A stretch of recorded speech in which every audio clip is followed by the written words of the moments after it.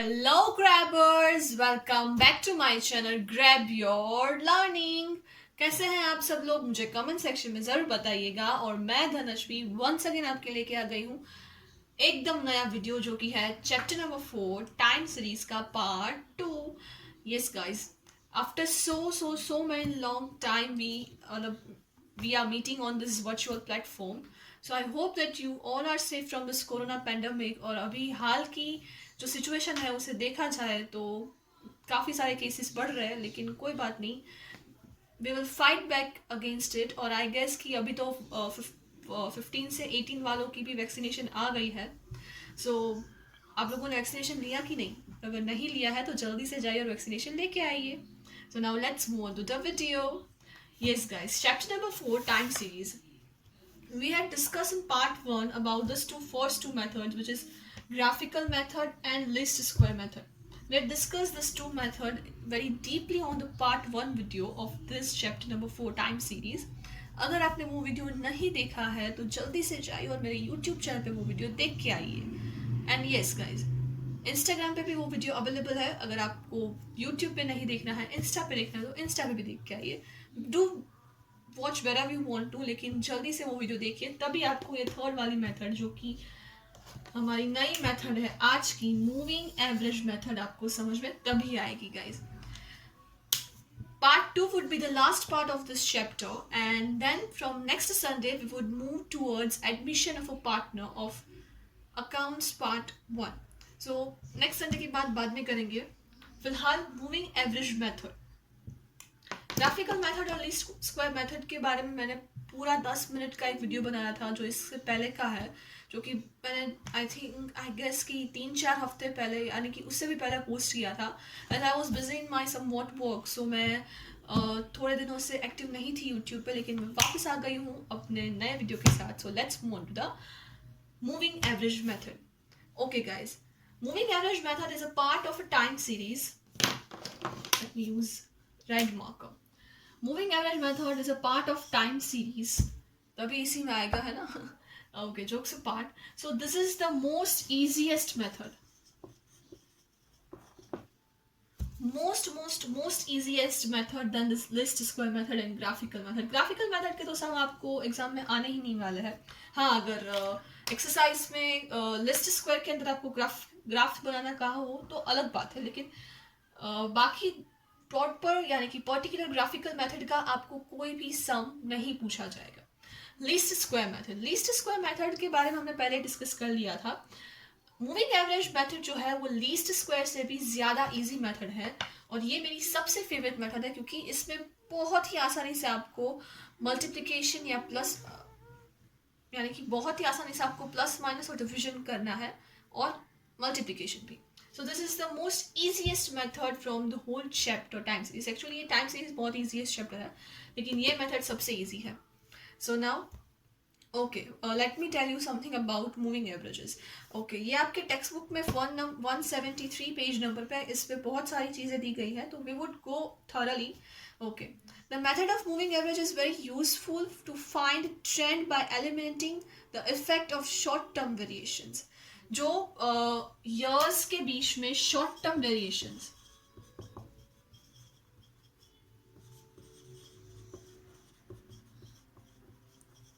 Short term variations आते हैं, ये मेथड उस शॉर्ट टर्म वेरिएशंस को फाइंड करने में बहुत ही ज़्यादा यूजफुल होती है। Moving average method, moving average यानी कि साल दो साल में जो एवरेज आप मूव कर रहे हो, ये उस वेरिएशंस को यानी उस वेरिएशंस को फाइंड करने में बहुत आसानी से आपकी हेल्प करती है। So this is a very preferable method to find out the short term variations of your business, of share market, or of any other stuff, right?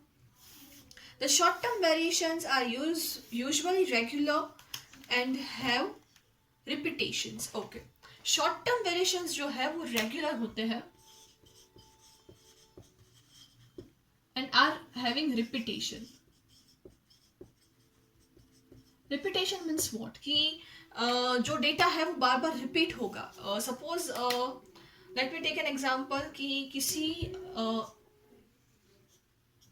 ए नाम के बॉय को इंग्लिश में 28 मार्क्स मिले in first round second round में उसको 27 marks मिले, third round में उसको 26 मार्क्स मिले, फोर्थ राउंड में वापस से 28 मार्क्स, फिफ्थ राउंड में वापस से 27 मार्क्स, सिक्स्थ राउंड में वापस से 26 marks. This is just an example कि इस बॉय का जो रिजल्ट है वो कंसिस्टेंट है. फर्स्ट राउंड में 28, देन 27, देन 26, वापस से 28, 27, 26. So from this data we can interpret कि जो सेवेंथ राउंड होगा उसमें वापस से उसको 28 मार्क्स ही होंगे, क्योंकि यहाँ हमने फर्स्ट और फोर्थ राउंड में रिपीटेशन देखा है, तो ऑब्वियसली सेवेंथ राउंड में भी 28 ही होगा. दिस इज जस्ट एग्जाम्पल, ऐसा नहीं भी हो सकता है. तो ये फाइंड करने के लिए we will use moving average method. Okay. The period of repetition of these variations can be found by past experience or other techniques, and the average is found for the number of observations corresponding to this period. ये जो बीच के variations होंगे वो हमें past के data से ही पता चलेगा. यहाँ पे मैंने फर्स्ट, सेकंड और थर्ड का लिखा, तभी आपको पता चला कि फोर्थ में उसे 28 मार्क्स ही आए होंगे. देन आपको पता चलेगा कि सेवन्थ में 28 ही होगा, एट्थ में 27 ही होगा और नाइन्थ में 26 ही होगा, क्योंकि हमारे पास प्रीवियस डेटा अवेलेबल है. अगर ये डेटा अवेलेबल नहीं है तो वी कांट प्रेडिक्ट कि 7, 8 और 9th राउंड में उसको कितने मार्क्स मिलेंगे. Since the average value lies in the center, we get the values that are free from the short-term fluctuations which show the trend. जो हमें values, average values मिलेगी centre में से, वो values जो होगी वो short-term fluctuation से free होगी. That is why it is known as trend. So now let's move on to the example. मैं आपको एक example देके समझाती हूँ. So yes guys, example. Example में क्या होगा, मतलब ये जो मूविंग एवरेज मेथड है, मूविंग एवरेज इसमें आपको 3,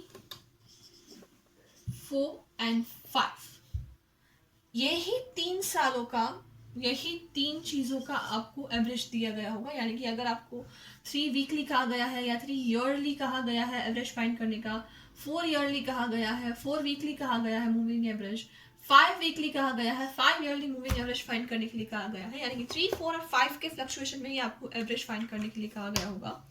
and yes guys, make sure that 4 weekly और 4 ईयरली एवरेज और 4 मंथली एवरेज अगर आपको फाइंड करने के लिए कहा गया है तो ये सबसे टफ होगा इन तीनों में से. 3 और 5 इज क्वाइट ईजियर देन 4. मैं आपको तीनों के एग्जाम्पल दूंगी, छोटे वाले एग्जाम्पल दूंगी ताकि फटाफट से हो जाए. ओके. मैं 3 वीकली मूविंग एवरेजेस का एग्जांपल दे रही हूँ आपको. सो यहाँ पे week would be 1, 2, 3, 4. Then number of accounts open, number of accounts लिख देती हूँ सिर्फ यहाँ पे, वुड बी 26, सेकेंड का 27, देन थर्ड का 26, फोर्थ का 25. अभी 3 weekly moving total, 3 weekly moving total.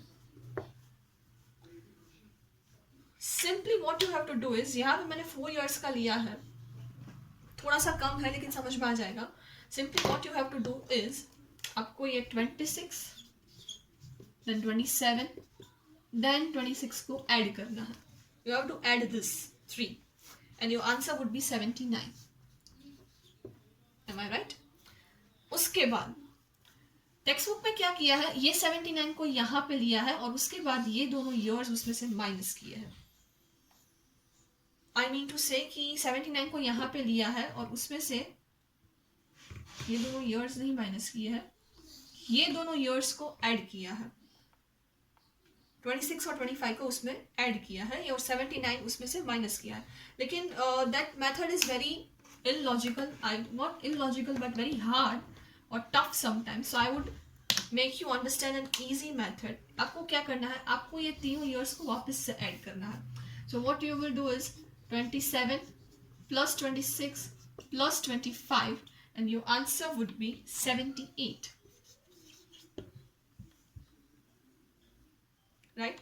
ये जो थर्ड 3 वीकली यानी कि 3 ईयरली और 3 वीकली और 3 मंथली टोटल होगा, वहाँ पे ये जो फर्स्ट लाइन होगी वो हमेशा डैश होगी, यानी कि जो 26 की लाइन।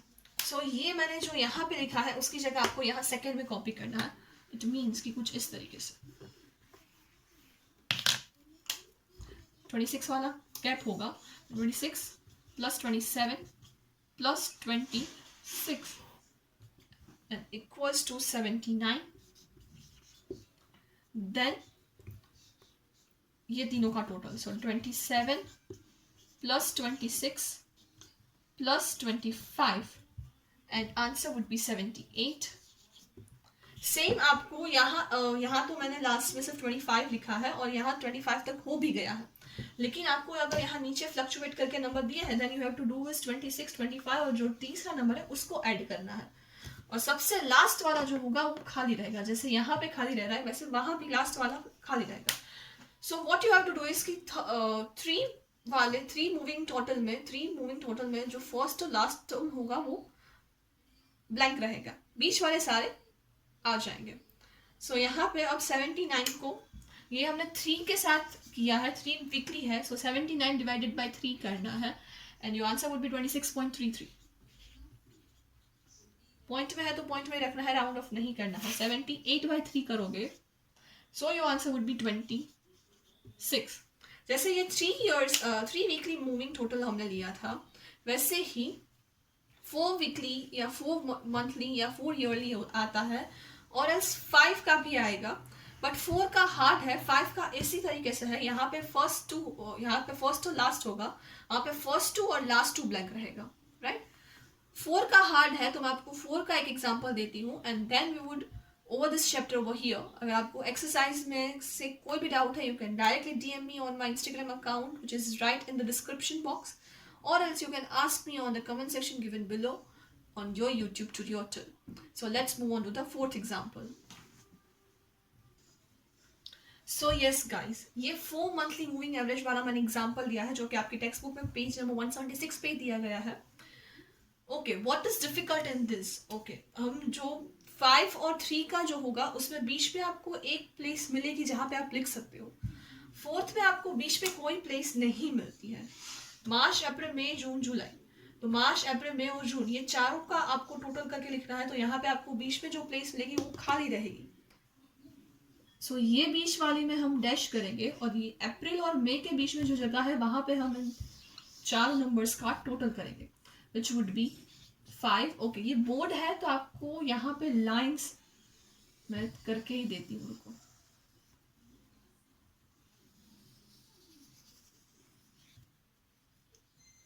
यहाँ बीच पे आपको करना है, CW में या आप अपनी किसी भी फेयर बुक पे करोगे तो आपको ज़्यादा आसानी रहेगी।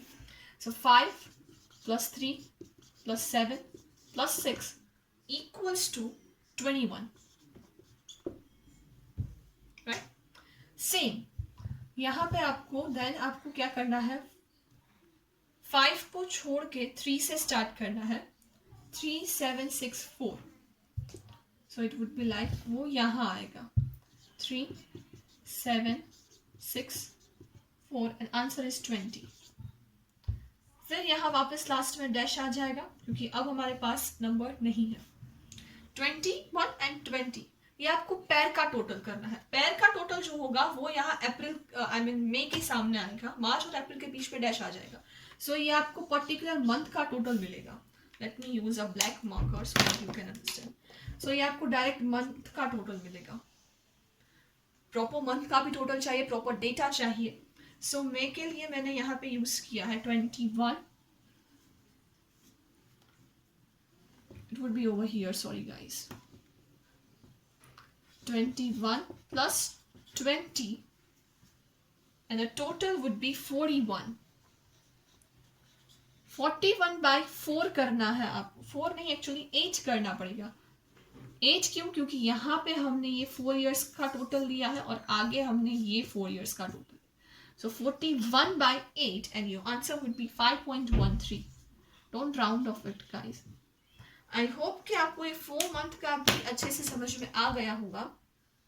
नन 2 एक्सरसाइज में कोई भी प्रॉब्लम होता है you can directly DM on my Instagram account और else ask me in the comment section given below. I hope that you all are in pink of health. And if you guys find this video a little bit informative, then don't forget to like this video. Don't forget to share with your fellow students or else fellow friends or relatives. And don't forget to subscribe and hit the bell icon. See you guys next Sunday. Till then, stay home, stay safe, and let's get vaccinated. Thank you.